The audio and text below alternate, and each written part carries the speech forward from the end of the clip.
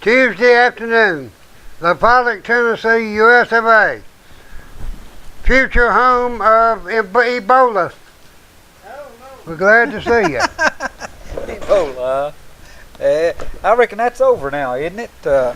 What is supposed to be the crisis this week? Have they started up yet? I don't know, really. You know, have they got any important golf games coming up? I don't know. I'm hearing that a lot of the senators and the people who are running for election or re-election are advising him to stay away in a nice way. Yeah. And his response to that was, that's fine and dandy, and just to do whatever they had to do to win. Right. And I guess that's no change from a lot of the way elections are run. Do whatever you have to do. Well, the important thing is not the people of this country. The important thing is to get elected. Well, you know, they're talking about, I've heard that 1% thing many a time. And I believe that if they check the 1%, that about 99% of the 1% are politicians. Probably. And that's a lot, a roundabout way about saying it, but... Well, that's the reason, really, there's not ever a whole lot to come of the effort to collect from the 1%. You know, it's all show. The bulk of the money that's paid into the federal government and that the federal government spends is from the middle class. Yeah, and the middle class is going away. Oh yeah. So not going to be any. What is the government going to do once they've drained all of the wealth? They will do exactly what they did in Russia when the communists were in power. All of the officials, all of the people that had clout, had nice homes, nice automobiles, plenty of food, plenty of everything. And the proletariat, the common people that communism was supposed to help, bore the burden of all of the hardships. Same thing's going to be true here. When we zap and get rid of all the people who are making the money, then you will have a very totalitarian government with those at the top still playing their golf games, still having their yachts, still having everything else. Now, you see it coming because even here in our own community, what did our police department just purchase? A military Humvee. All right. Now they're searching around for other surplus military equipment. And you see here in Lafayette, you have 7,500 people, roughly 7,300 people living in Lafayette. You have 24 full-time officers. That's 300 people per officer. So they're going to arm the officers so well that all they got to do is say squat, and the people in this town will say, how you want it to pile up. You're touching on something that I've thought about in time past, and it still concerns me. Of course, whenever I see out here in the future, and it may not be as far out as we're thinking, it all comes back down to the government and the bonds that we're selling, and the deeper we're going into debt to keep this society propped up. And if something goes wrong in the monetary system, in other words, if somebody was to call our debts in or anything else that could happen out there, I foresee there being big trouble. If anything interrupts our food chain, and that can happen. Well, I remember back when they had the police massacre at Kent State back. You remember that? I remember it, sure All right, did. that wasn't nothing but a faux pas. I mean, it should not have ever happened, even though I disagreed very much with those that were protesting, but they still should not have been victims. They should not have been shot. Well, the that thing, they sent the National Guard. Then I'm not sure how much background they had or what the National Guard, where they had been deployed, or if that was their first deployment or whatever. But still yet, going against college students who were protesting with live ammo, man, I tell you, that's, can you imagine where you've got people, a crowd of people, and you fire a weapon? See, that round's going to go till it hits something soft, Sure, usually. Sure. I mean, Man. I don't see any point in firing a weapon if you ain't going to hit somebody. So if you don't intend to hit anybody, it don't fire any weapons, you know. Okay. Well, you know, I had never thought about it, but in a protest type situation or crowd control, why would you use a high-powered rifle like an M16, or why would you use that in crowd control? Looks to me like a shotgun with rock salt would probably be more of a deterrent rather than deadly force. Well, now I think they use bean bags now. Use what? Bean bags. Well, maybe water cannons and that sort of thing. Not a lethal weapon, though. Unless it would be a sidearm or something for up close. And normally up close, even a sidearm, a billy stick within 3 foot can just about do. Even though you take like here in La Follette, where you got one police officer for every 300 people, which is unheard of. I mean, you don't even send that many military personnel to win a war. You don't send per capita. per 300 people in Desert Storm or in the Iraq War or in Afghanistan. There never was that kind of ratio for the Army even. So why in the world do we need 3 police officers here in, one police officer here in La Follette for every 300 people? It does seem a little crowded, doesn't it? I don't see why you need it. Okay, let me ask you another, or tie this into another scenario. If you were to add up how many working people there are in the county, how many work for some form of government as compared to the private enterprise? And from what I've seen, there is a larger number of people who work for some sort of government agency. No matter whether it's law enforcement, health, or now, education, or whatever. I've said this before, and I believe I'm pretty accurate. We graduate 300 some seniors every year from high school here in Campbell County, probably a little over 300. Mm-hmm. Okay. I don't believe if you take all the government service jobs out, school teachers, people work at the hospital, that there are 300 private service sector jobs in the whole county.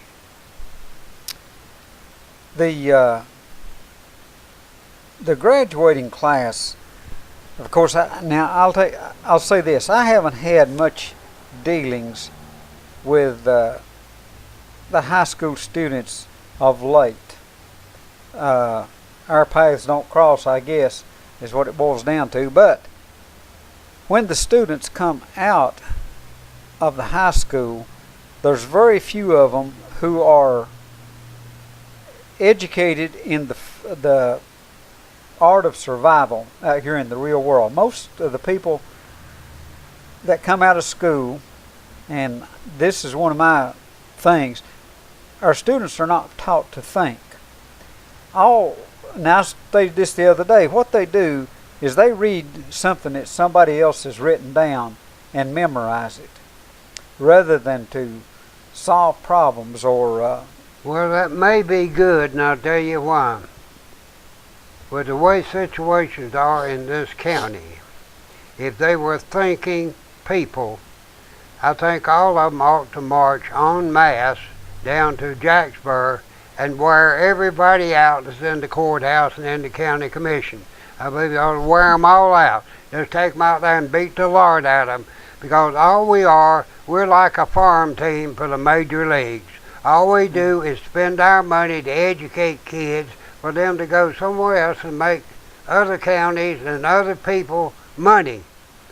And a lot of them, they have such a love for this county that once they have made their fortune, they're willing to come back and put up with all this crap just to live here again.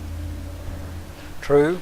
And that may be true of just about, now I'm not going to say everybody because, but you're right. How would you like to wake up in the morning for 18, 19 years, see the mountains, see the lakes, see all the flora and fauna we have in this county, knowing that when the big moment you have reached the pinnacle of your success for an 18-year-old, you graduate from high school, that you're going to have to leave it. And go, well, I have heard people say that there's not near enough excitement. They want to go where the big restaurants are and the bright lights. I know that's the reason I always come back home. Is well, sure, it's you might as well look on it in a positive way of moving to Knoxville or moving to one of the other big cities, because that's what you're going to have to do anyhow, whether you like the big lights or not. True. Personally, I'd much rather live a more conservative lifestyle and be in this area. Of course, you've been around too, but if I'm away for more than a week or two, I start getting kind of homesick for these hills. Well, I get settled into a lifestyle. I've moved 3 times in my life. In 80 years, I've moved 3 times. So I've been settled in about everywhere I've ever lived. The first place I lived 33 years in that community. Mm-hmm. Okay. Then I moved and I lived about 7, 8 years in a community. Then I moved just a little bit. Really, basically, was in the same community and lived about 20-some years there, and I've been here 15 years. Mm-hmm. And so I settled in real good, and my lifestyle is going to continue. It doesn't make any difference where you put me. I'm still going to be myself. And the terrain and the government and the economy is not going to change me a whole lot. I'm going to be just as dumb as I want to be. Well, I've most of the times that I've been out is when we go out for work, go out on jobs Right. and stay out like that. Right. But as far as a residence, as far as the mailing address, mine's always been in this county. Right. But, Well, I've been elsewhere and worked. Like Yeah. I've taken short jobs up in Virginia around Staunton and that area, and I've worked on the East Coast down at Little Washington and down close to where Blackbeard had his headquarters at Bayboro, North Carolina. I've had jobs that carried me to California and around in different places for short stints, but basically most of my life was in Piedmont, North Carolina, and then the 15 years I've been up here, I've basically lived in Piedmont, North Carolina, which is Greensboro, on the Raleigh side of Greensboro, and on the southern side of Greensboro. That's basically where my life has always been, and I never lived close to anyone. I always had some acreage, raised my kids where I could say who come to visit and where they were going to go to visit. It wasn't a bunch of people that I didn't know who they were tracking through my house, you know, even though I make everybody welcome, and especially kids. I wouldn't hurt kids' feelings anyhow, any reason, but if you don't keep your family together as a family, you don't want to be like Barack Obama, that, you know, there are no borders, there's no morals, everybody's okay, it doesn't make any difference, you know, come on in, doesn't make any difference whether you're sick or not. That was not my lifestyle. Well, what you're getting to right there, I heard something today that the government is putting out bids for paperwork, and what it is, it's forms. I didn't catch all of it. I did, but I can't recall exactly what it was. But it had to do with the immigrants or our guests from south of the border. Have you heard this? No. Okay, they're putting out bids. It's kind of like they put out bids for transportation. Right. Yeah. Back in January for this rush that we was having of unaccompanied children. Right. Now they're putting out bids for forms for citizenship type thing. Yeah. Right. Yeah. And their bids are for 9 million of them. Right. I think it's like 4 or 5 million the first batch, with an option on 4 or 5 more million of them. I might be able to get a few relatives in then. Well, I wonder why. Sorry about that. Wonder why that this has come up. And I've got my opinion that it's to for something you don't expect. You got to be ready. Right. Well, if the president has already stated as to what he's going to do about immigration after this election, and he has stated. Well, they're going to try to pack it in between now and 2016 and somehow work it around, maybe get some of these people to vote. He's going to do it, in my opinion, a lot quicker than 2016. Oh, yeah. From the way he's talked, my understanding is that as soon as this election's over, that he's going to do this by executive order. So we can kind of expect that, because they wouldn't be putting out bids for the paperwork for 9 million or Right. 5 and 5 more option or whatever without they had a call for it. And it's the same way with contracting for the transportation of these people. They wouldn't have done it in January. If they hadn't known it was going to come up here in June, July, and August. That's correct. They wouldn't have done it. So I got a feeling that our population, our population has already increased by so many million. And the last count I had, I've told you before, and I'll say a lot of things in a sarcastic or in a fun mode. Yeah, when But I meant it when I said Obama is not making the population of this country poor enough, quick enough. Because those are the people that vote for Obama. Those are the people that vote for the Democrats. Even though Republicans are not a whole lot better. But he can't make them poor enough. So he's having to bring in poor people. He's bringing people in that have never used a toothbrush. They don't know what toilet paper is. Well, only people from Kentucky use toothbrushes. Everybody else uses teeth They brushes. use a teeth brush, yeah. So, let me tell you some wisdom I have gleaned from observation. I used to think, I was kind of indoctrinated through college or after college. I thought that people could kind of work together and get along and stuff. And I fell for that stuff for a while, and I wised up. I'm like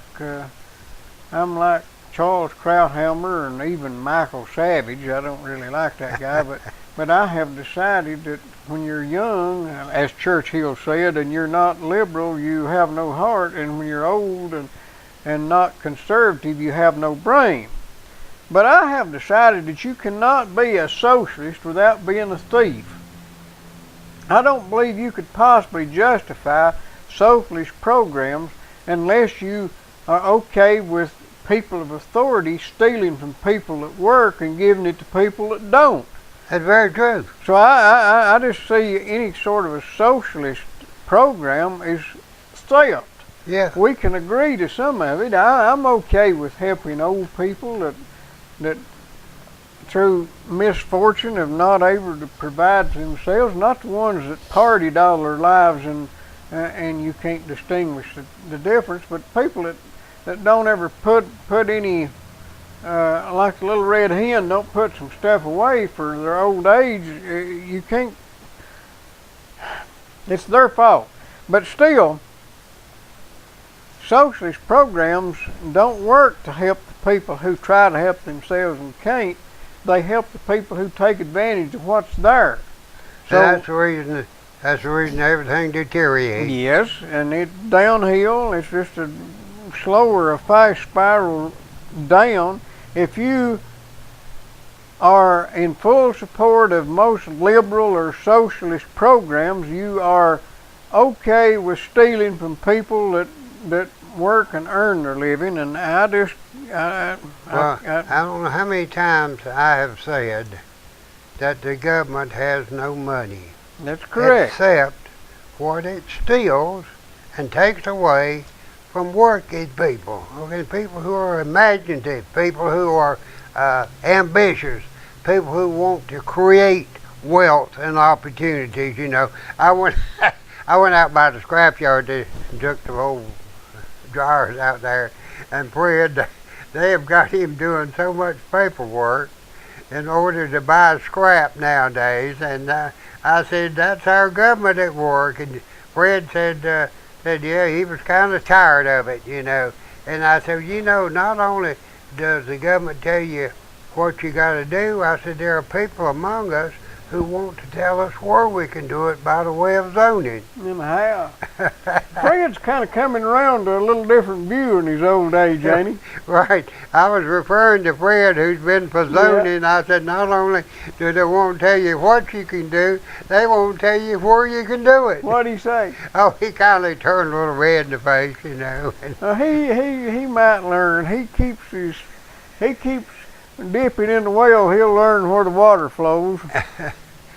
Yeah, I think Fred always has an open mind, at least to listen. I voted for Fred at least once, and I ain't gonna say when, so it won't make but anybody you know, mad. the sad part about it is I don't care what you say, we had a unique opportunity here to continue our capitalist system. You can always fine-tune anything, but you don't throw the baby out with the wash.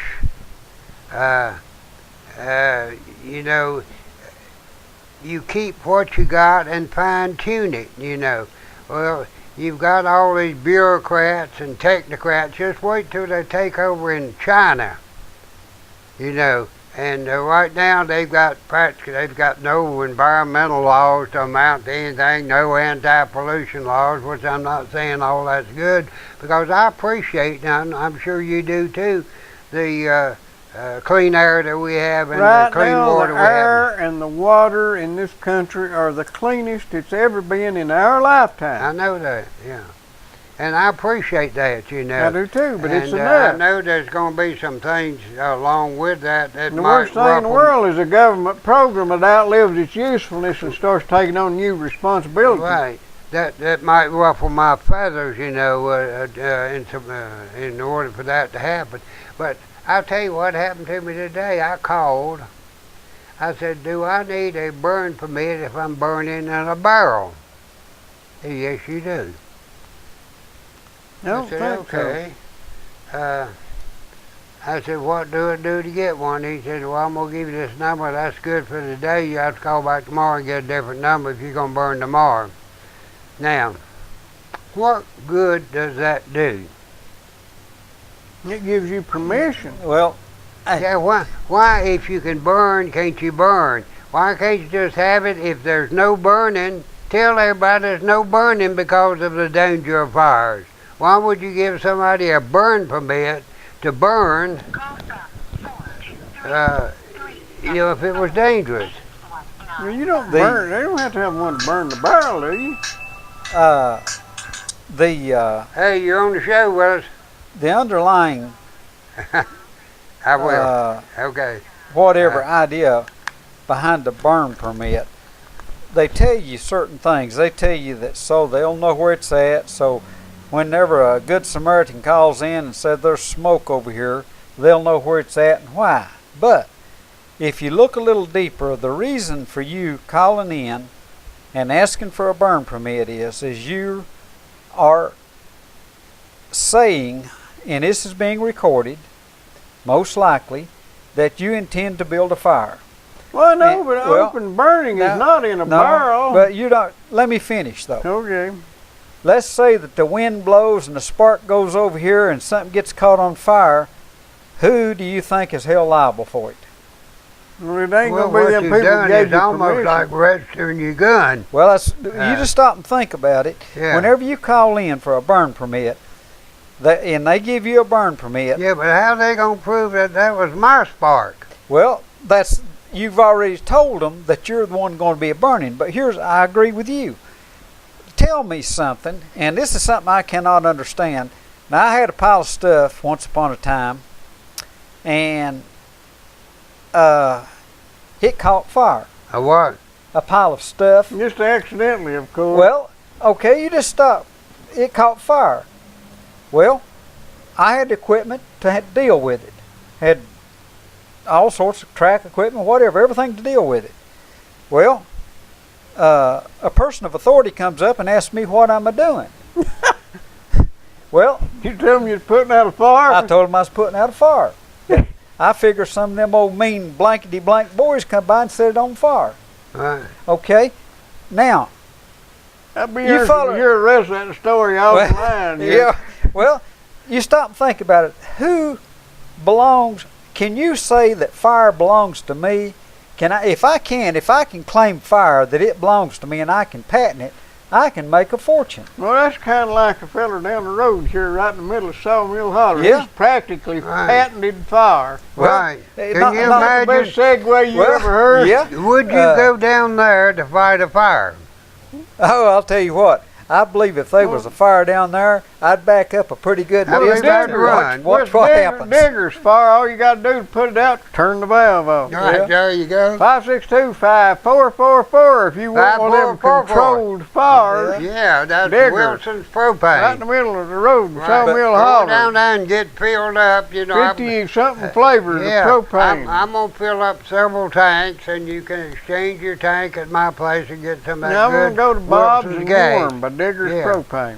Well, I believe that propane must be getting heavier because when I have to hump it up on that Yeah. tow motor, I'll swear I believe there's more than Well, you that need in to them start cans. filling it with He hydrogen, uses maybe. that heavy brand of propane. It must be. Well, he fills Right. your tanks. What's wrong? That's right. You're they're used full. to getting them half full tanks. I Right. guarantee Digger's you. got them stomped in, crammed in tanks. Right, He's- get that right. Stomps it in there. Yeah, and crams it in. I guarantee you'll grunt at least once and maybe twice to get that tank up there. What's Yeah, that? that took 20 that pound. That's one. 20 pounds weighs about 60. Don't Well, I'll tell you Yeah, what. I believe that's about right. Yeah. You got to it's figure the heavy. price. I mean, the weight of the Weight of the tank, and tank, the weight of the whatever. propane, and then the weight Yeah. Boy, of Digger's boot print where he stomped it Right. in. Yeah. propane is That's right. fascinating. You know, some of them might be a little bent on the top. That's where he's wearing his steel-toed shoes when he was stomping it in. Well, dropped the- a nail or something. The efficiency of propane is right up there almost to 100%. The way we heat with it, well, of course we use it in the tow motors, but we heat with it also in the shop and office or whatever else. But there's no vent to it. And, of course, I can't even smell it when it burns. I mean, as long as you got oxygen in the building, You okay? it's fine shape. The It way burns my clean. buildings are built, there's always Yeah, there's plenty of always oxygen. plenty of oxygen. Yeah. I saw something last night, and who's this lady right here that's talking on the monitor there? It's Lewinsky? No. It's not- She's with, I can't remember her name. Okay. Guilfoyle, Kimberly Guilfoyle. Anyhow, I heard Miss Lewinsky making a statement. The national news picked it up, and she made an interview with some other news outlet or something. But anyhow, I listened to what she had to say about what happened. I think in that there egg-shaped office. Right. Yeah, and she didn't say anything about cigars or anything. But anyhow, I listened to what she had to say. And first question that came to my mind is, why is she talking now? But then I listened to what she said, and I listened, and she come right down to almost saying that that what happened, the I don't want to. Everybody knows what the deal was, but she almost said that it was her fault. Is about what she said from what I was hearing, and I got a feeling. Of course, whatever comes out face value, you don't believe it nohow. But I got a feeling. Yeah, whatever that is. I got a feeling as this thing goes on, and when Hillary becomes the 99% unvented is 99% energy efficient. I figured it'd be 99.5. But anyhow, well, you got to do something, yeah, heat and combustion or something. The news said that this was a bad time for the Clintons for this to come out. And it dawned on me, this was a great time for this to come out. And it's going to be lead up to, in my opinion, as soon as Hillary is their nominee, this lady is going to take every bit of the blame for everything that happened and whatever. And basically, the word she gave the other day was that she was a 22-year-old nymphomaniac. Yeah, something like that had fell in love. Well, she's blaming drugs for her problems, and her problems, first off, is her own fault. Right. And the second off is an older man who took advantage of an innocent young girl. Yeah. And we don't want to blame neither one of those people. We'll blame the people that told on her. Yeah, and nature, of course, it's Mother Nature. But anyhow, right, they made a decision. Both of them had to make a decision right there. But I heard, I believe it was Rush comment on it today, and I hadn't thought of this angle of it also, but if she hadn't have kept the dress, they had to drug that $2 through the trailer park, and that's where that would have went. Yeah, She'd have never... James Carville would have called her trailer trash tramp, or something, or and whatever. that would have been the end of it, but she happened to have a little unsolicited evidence. Well... yeah, but somebody advised her, too, to secure that. Somebody must have not been too trusting of what was going on. But the bottom thing of this, I think, is she's dumb. If she'd been real smart, she could own half of the White House. Oh, she's just a fool. At least the east wing. Yeah, maybe 2 wings, east and west wings. But what I took out of the thing, the way she talked, is she's leaning to where that whenever on down the line, she's going to take all of the blame for everything that happened. Well, they're going to try to make Hillary be the victim and be the poor woman Hillary. that this girl took advantage of, and how dignified Hillary has been about it, Somebody left them there records there in the inner sanctums of the White House to try to incriminate them on that there Whitewater scandal. What was it? There's something other billing records, whatever the law firm was. To say the least, with her being a page and Clinton being the president of the United States, that he was an authority figure. I agree. Okay, now, I taught school when I was 21 years old. The seniors were 18 and 19. I was single, and I would have to stand up and move around when those girls came up to my desk in the schoolroom to keep them from rubbing up against me. I'd stand up and move around. Had you not left, they could have canned your hind end. Right, yeah. But I moved around. I never gave them a chance. And after ball games, you always had one of them little girls come up, Mr. Andrews, I don't have a way home. Can you give me a ride home? I said, yeah, let me see if I can get somebody to ride with us, I never rode them home by myself because not that I didn't trust them, I didn't trust me. Well, you also got to remember somebody might be trying to set you up. Oh, yeah, well, I would never tell you. Back then I was too naive to even think about that. Well, back then it was a little different than it is now, too. Right, but I always got somebody to ride with me, and like I say, after teaching 9 years, there's not a girl that I ever taught that can say I ever even looked at her strange. Insinuated even. Yeah. Right. Well, I can't imagine you not looking at her. Of course, they don't know what all was really going on behind my mind. Yeah. Yeah. But, and look, I'm going to say this. Monica Lewinsky was just a little idiot. But now stop and think about it. What was she, 22 years old? Yeah, that's what she said. And she's got the President of the United States trying to get in her drawers. Now, you know good and well that she's pretty easy to sway in that direction. And I'm like you, Bob. I don't blame her much for that. But they're not, the news media and the general public are not going to blame the guy that waylaid her. But what can I say about that? Clinton. I mean, I actually kind of like Bill Clinton. He's a crook, but he's got enough sense to sway with the tide. And I would rather hear him give a 2-hour speech as hear Obama speak 10 minutes. Right. Because at least he don't say every Right. sentence. But Monica Lewinsky's got nobody to blame for her predicament except herself. And all this show that she's going through will probably sell a few books. I blame him. I really I do. do too. I sure do. He was an authority figure. But he went right along with what he had done all of his political career, you know. Stop and think about it. You and me, I've been in situations like you're talking about. You don't allow something to be purposely or unintentionally misinterpreted. And I guess Mr. Henson here has probably been in the same situation too. You just kind of see things and don't let it happen. Right. I've got to, I'm afraid to pick up somebody walking because I don't know exactly what's going on. Right. So Clinton was the President of the United States. He's supposed to be one of the most intelligent and well-educated and best informed people in the world, and he allows this to happen. Of course he's to blame, not her.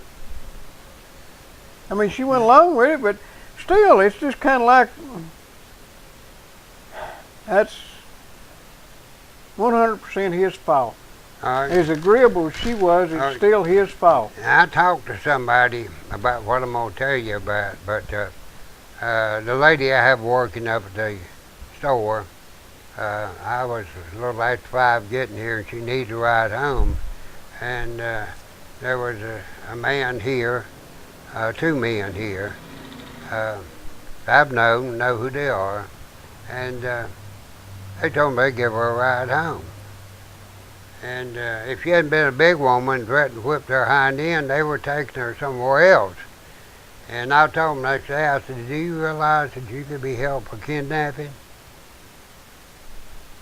I said, if you take somebody and take them where they don't want to go, you have kidnapped them. Mm-hmm. And I told them straight. I believe that's a felony, isn't it? I believe that's a felony, isn't it? Yes, it is. If you happen to cross the state line, it's that federal. That just means you can get elected to as a county mayor, or you can get elected to the county commission, or you can be a city administrator. Yeah, or a mayor of the county, a mayor of the city, I mean. Yeah, so that's pretty it just opens up a whole, just a vast expanse of opportunities. It looks real good on your resume. At least in Campbell County. And, what's wrong with Cliff Jennings? He's fighting tax increases. Who? Cliff Jennings, is he sick? Well, and Whit finally came around and quit voting for tax increases, by the way. Well, he voted for the wheel tax. Yeah, but he's voted against, the wheel tax is outlawed, and he voted against this $1.99. I don't know whether he wanted more or less, but he voted against it. Right. Well, I didn't think, it's understandable that would be against taxes, because he had his little foray into the tax-free casino business. You're talking about Cliff. Yeah. Well, I still don't think anybody should have voted for a tax increase without insisting on at least 1 penny in our budget to be cut. Right. And nobody could find that 1 penny. Well, now you take like the sheriff's department. I still haven't the figures as to how many employees are in the sheriff's department. They probably lost count. Huh? They probably lost count. But I've heard, and I believe there's somewhere around 100. I've heard there's over 100, but I don't know. Probably over 100.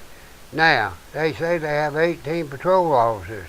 I believe What them other guys doing? somewhere out of that 84 people that's left, I believe I could find somebody That's 82. that, well, it depends on how many, what is it? Well, 18 by 100 leaves 82. The 82 people left. Did you ought to be able to find 2 or 3 or 4 people that know how to drive another automobile home? Yeah, like maybe they ain't got but 18 cars. Right, yeah. You ever thought of that? Next Right, thing you'll know, they'll be buying more cars from their Right, brother-in-law. Yeah. Well, they need to buy bigger ones, you know. Them we got don't use enough gas. They ride 17 miles home, one Yeah. person in a Ford Escape, isn't that what that thing is? Ford something. Probably an Explorer, probably. No, it's bigger. It's bigger than Explorer. Well, you know, you got to have what you got to have. If you're going to fight crime, you wouldn't want to see Batman out in the Gremlin. No, is that right? You ever owned a Gremlin? Yeah. I have to. And you know, you could turn one of them around on a one-way bridge. And you could also, if you found a wet road, you could turn one around 2 or 3 times trying to go that way. I had a 1971 Gremlin X. Did you? And I drove it for 99,000 miles. And the problem was, every time you run through a mud hole, it'd start missing. But I loved my Gremlin. I made a camper out of it and everything. Yeah. You know, they had a Was package. yours the one that had the cut off back? Well, they all did, didn't they? Yeah. They had Well, now, which one come out with the one that looked like a bathtub? Pacer. Pacer, okay, all right. Now they come out with an attachment for a Gremlin that you can turn into an airplane. That's the last thing in the world I'd want to do, be riding around with a Gremlin and flying me around. But I loved my Gremlin. I had one I drove for years. You know, I finally I gave it to Devaney. I've had 2 new cars in my life, and one of them was a Gremlin, if you can count it. And I bought it in October of 1971. My payments, the only thing I ever bought on a credit was $88.19 a month. And it only cost $2,800. It had the souped up package and all. But I really loved my Gremlin. I wish I had it back, but I'm sure it made a rust bucket scrap iron. When I traded it to Jimmy Gamble up here and got something else. And I had everything wired up and resurfaced and all just to keep it going. He told me, he said, that is the wore outest car I ever set my hind end down in. Of course, he didn't say hind end either. Yeah, I've owned a Gremlin. I've owned a Pacer too. Well, they looked like a bubble going down the road. Hey, I owned a Cosmopolitan. What's that? It's a pretty short Metro Cosmopolitan, a very short car. And I owned a Crosley at one time. Yeah. That Crosley was ahead of its time. My dad had one. Dad used to buy junk cars, trades, and whatever, and he came up with a Crosley. And hindsight, that would have been a great car to piddle with. Right.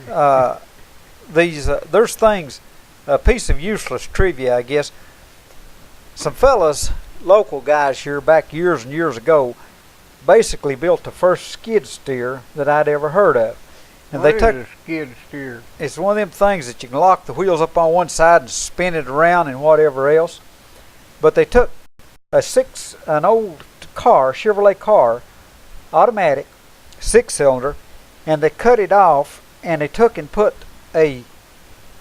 front axle and everything and put a differential in the front and the back, and they turned them facing each other. Right. And they put the drive shaft in one piece. Right. And they put a chain drive or belt drive down to this thing. And it being automatic, it'd go backwards and forwards. And then what they did is they took 2 master cylinders and put a brake to where they hooked them up the left side to where you could brake both left wheels or both right wheels. You follow me? Oh, yeah. And of course, like a tractor. Yeah, but see, they just took it out and played with it. Is what they did. They worked at a junkyard. Yeah. And you go out there and you break one side and it'd spin around. Now, your skid steers, you can run one forward and one backwards. Right. This one wouldn't do that. You might could set that. I don't know how you would crunch it a little bit. You might make it do that. Right. But they got what they call zero turn, and then you turn like a bobcat. Yeah, a bobcat's a zero turn, and a lot of your other, just about all your track equipment now, your track hose and stuff will do that. But anyhow, that's some useless stuff. But the fellas did that. You know, you're sitting around a junkyard, you ain't got a lot to do. Sometimes you think up piddling stuff. But I think we took a Renault one time, put 2 transmissions in it. We was gonna make a desert dog one that would climb them hills. We wound up with 5 reverses and 2 forwards. I could backers, didn't you? I could tell you about one of those. What about a Henry J? Either one of you fellas? I owned a Henry J. I owned a 4-cylinder and I owned a 6-cylinder. And that 4-cylinder, from stoplight to stoplight, nothing would beat it. I mean, we used to get down at the police department in Greensboro, North Carolina. Was it a 2-cycle? Huh? Was it a 2-cycle? No, it was 4 cycle. We'd get down at the police department where Green Street and let's see, I forget what that. I'll think in a minute where it crossed police department there. We'd have a guy sitting in a chair there, and when you got ready to race, he'd get up with his flag and flag you off there at the police department. And but wouldn't nothing touch that little old Henry J 4-cylinder from stoplight to stoplight. I mean, nothing. I had a 50 model Oldsmobile 88 coupe, you know, and you could sit on that hydromatic and hold the brake till it was about raised up off the ground like a flying saucer, and let that thing go, and that damn little Henry J would beat me to the stoplight. They done everything the little Henry J's did. What was it? Is that the one that Sears sold? Huh? Is Henry J the one that Sears sold? No. That's a Crosby? Yeah. Okay. Yeah. But we used to pull up beside these guys in these big old Kaisers. Yeah. And we'd tell them, say, do you know that Henry J makes Kaisers? Oh, you know, we was sitting here one day, me and Pop, and these 2 guys come in and said, we want to sell it. And Pop said, what do you want to sell? He said, we want to sell our Rambler. And they had a nice Rambler sitting out here in the parking lot, and the wheel had fell off of it. You know, they didn't have a frame under them, and it come from Cincinnati, and the body had rotted, rusted, and the wheel fell off of it. And he gave them, they said, we want the bus fare from here back to Cincinnati is $25, and we'll take $25 for it. So he bought it, and lost money on it. I don't think he ever sold the motor. Wasn't a thing in the world wrong with the motor. We stripped it down, got the motor and transmission, everything out of it, and the body back then wasn't, if you could sell it, it wasn't worth over $1. But he never could sell that sucker. He just had $25 in it. And it would have been a great little motor to make a sawmill or anything out of. But there wasn't nobody wanted it. Little power unit. I tell you, a good little old motor that I used on a sand pump for years was a slant Dodge 6. A slant 6, they used them suckers on them there little woodpeckers you see around in the drilling operation, you know. Yeah. They run them off propane. They converted them to propane, and they'd run them night and day for years. And at one time, we never had any problem out of that slant 6. It got to you couldn't find them, because if they wasn't using them on oil wells, they was using them in taxis. They went to buying them Dodge taxis, and the bell housing on the slant 6 would fit on a 318 or a 360 or a 440, and they'd buy them cars up north and put them there slant 6s in there and put them out there, and they'd run them forever. And whenever you got ready to rebuild one, because the way they was made, the cylinders would be egg-shaped in them. They was just gravity. Well, it's the same way the V8, but they'd just sit there and crawl and putt along, and the cylinders would be egg-shaped in them. And got good fuel economy. Yeah, you had, if you was going to build one, you had to bore it and sleeve it. You couldn't build it any other way. You had to line bore that thing, yeah. until they come out with a Toyota 22R. It was the best motor that ever been. Well, like I said, it's probably the best built American engines ever been, the most durable anyway. Right. When we get something like that works, and I know of a lot of things that have been built that meet the need and whatever, and we change them. Why do we do that? Well, we don't want something to last forever. You know what planned obsolescence is, don't that's you? right. Yep, I do. If you're bordering on planned obsolescence and you're a human, you might want to call Vital Care and get them to haul your house. I into bet the they use them slant sixes in that little I don't vehicle they believe run do. around. I think they're in the 21st century, Bob. Right. Vital Care's got all modern equipment. They sure do. And if you want good service, without it costing the taxpayers and costing this county any money, you call 562-9370 or call 911. Tell them you want Vital Care, and they'll come and pick you up and transport you wherever you want to go in the finest style that you can find anywhere, complete with a ventilator if you have to have it to be moved from one location to the other. Only company in this area that can do that. 562-9370. Right. That's Vital Care Medical Transportation. Plenty of experience, and their intent is to please you. That's correct. Mr. Henson, we got about 8 minutes. You want to slander anybody before we go? Well, I heard, and I haven't read it yet, but I got it from pretty direct sources, that our Honorable County Commission decided to let the citizens speak at their meetings. Certain citizens. Certain I'm citizens, sure. yeah. Now there's certain ones that I don't believe are going to be allowed to speak. But anyhow, they changed it from 5 minutes though to 3 minutes. You have to talk quick. You got to talk fast. And they left. My understanding is that they did not repeal Rule 13, which it's still back there, that says that all the other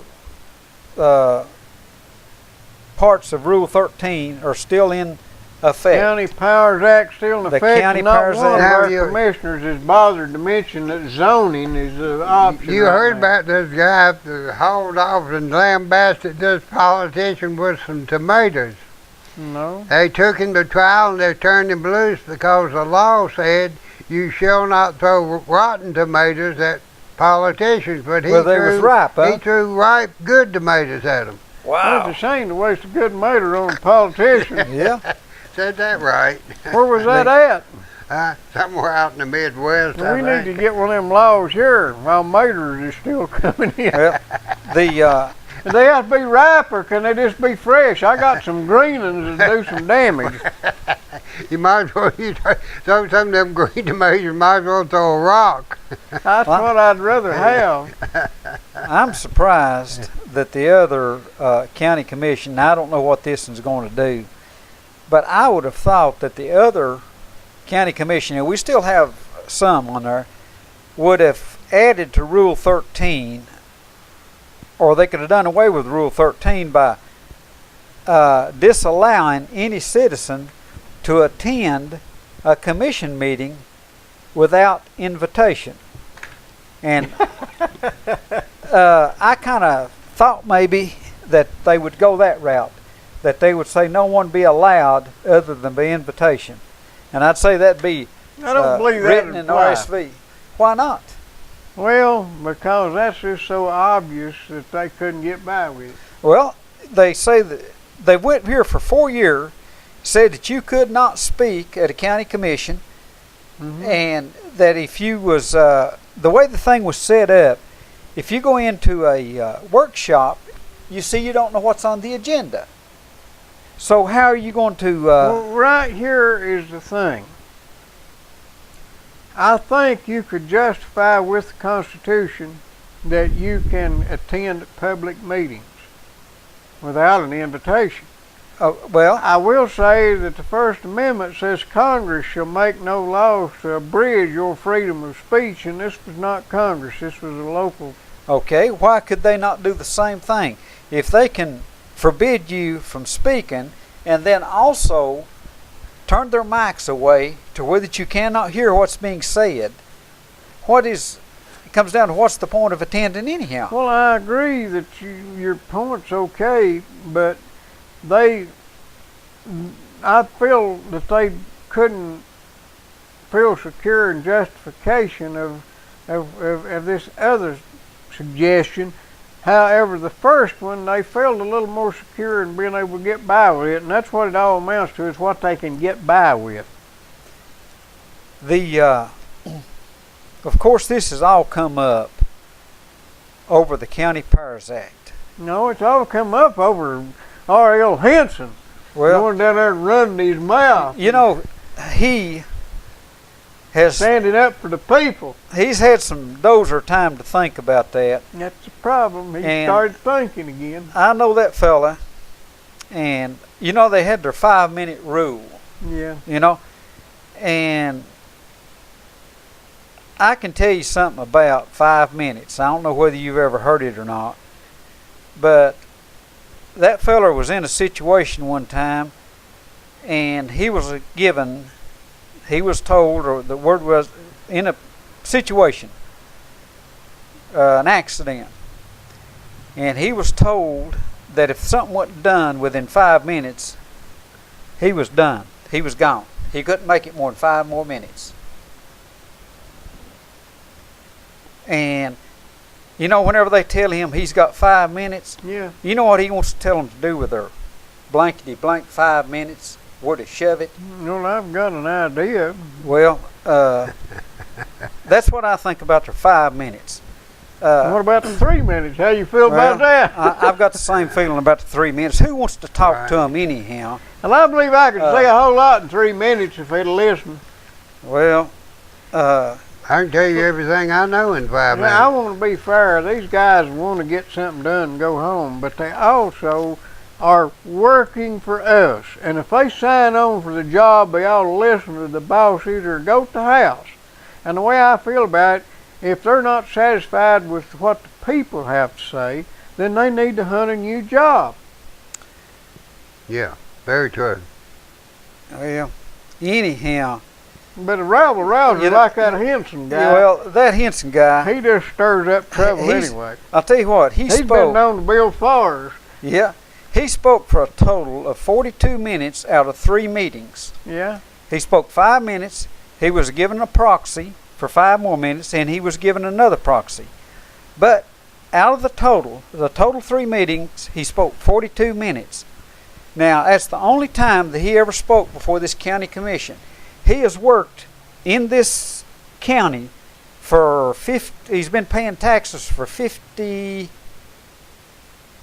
over 50 years, about 55 years. He paid taxes? Well, that's where he went wrong. Right. He's been paying taxes and working in this county. That's where he went wrong. For 55 years. Yeah. Now, if you want to break that down in 55 years, I guess that's about 45 seconds. Then a year that he actually talked, about 45 seconds per year if you broke it down that way. No, he just needs to get in another application. I'll tell you what, I got a feeling that a lot of the elected people have no respect whatsoever, or don't give a blank. And don't know who pays the bills. Well, they don't care, they don't know, they've never been there. They've never put their life on the line for anything. How many of them people down there on the county commission are sucking off, working for the county or the city or the state? The majority. And that's where I'm coming from on the thing. Whenever it comes to government, I've about had my fill of it. And the people who want to associate themselves with it, that's their choice. We may not see it, but there will come a change in time. But it won't be done at the voting box. The voting box or ballot is a waste of. We got to go. Right. Okay. We're gone, folks. We'll see you Saturday at 4 o'clock. Right here. On WLAF 1450 AM or 100.9 on the FM dial. Or UGTV. And on UGTV.tv. See you, folks.